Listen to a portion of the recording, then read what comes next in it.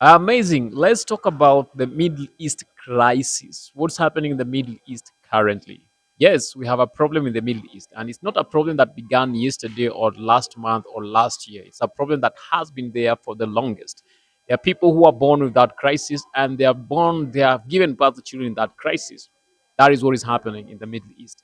And now the problem is becoming much bigger and serious because whatever is happening there is just more serious. We started with the war between Israel, major war between Israel and Hamas, that is Gaza, in Gaza, when the Hamas people attacked people in Israel, maimed a lot of people in Israel. And Israel went in full force in Gaza to try to do away with the Hamas terrorists because that is the way they are termed terrorists.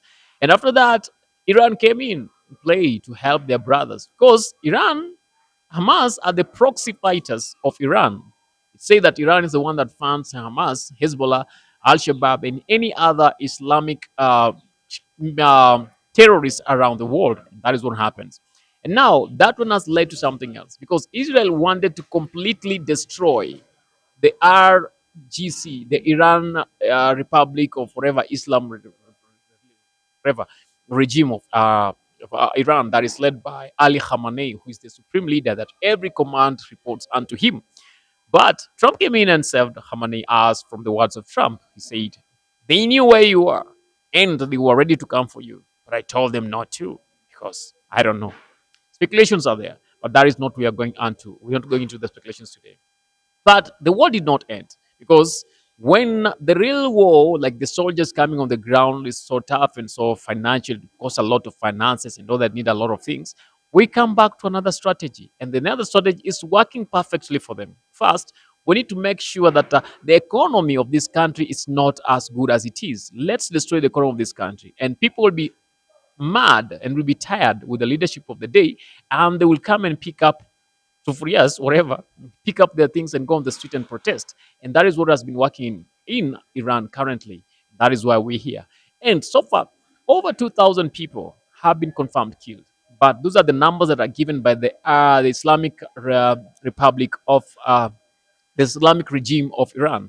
The others numbers are suggested to be more, but no one is talking about that because again they don't want to make it look like very many people have died because the US promised. Trump said he told the Iranians to go on the street and continue protesting. If anything happens, they are there to back them. They will come to protect them. That is motivating them and encouraging them to continue because he feels there should be a regime change in Iran. Yes, the Islamic regime of Iran should be changed. Ali Khamenei should be a past thing in the lives of the people in Iran and in the lives of most of the leaders in the world.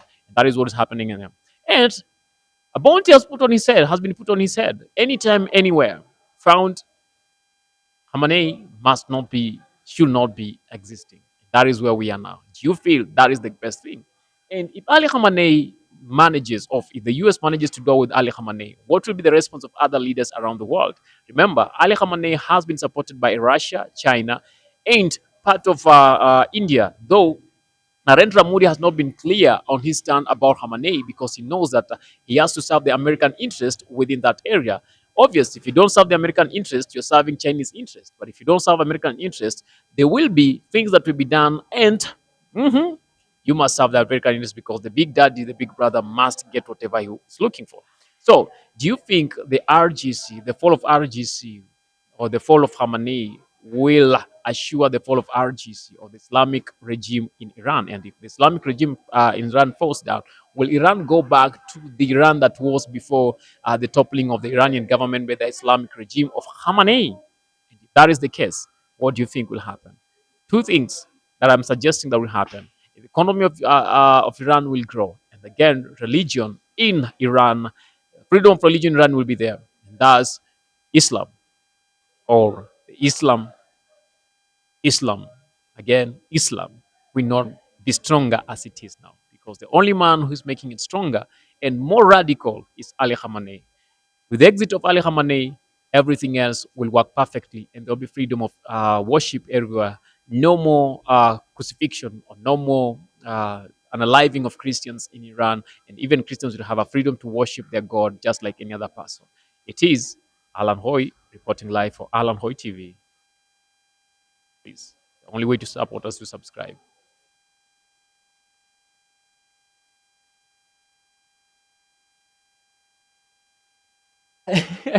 Finya hiyo doti yenye iko hapo juu.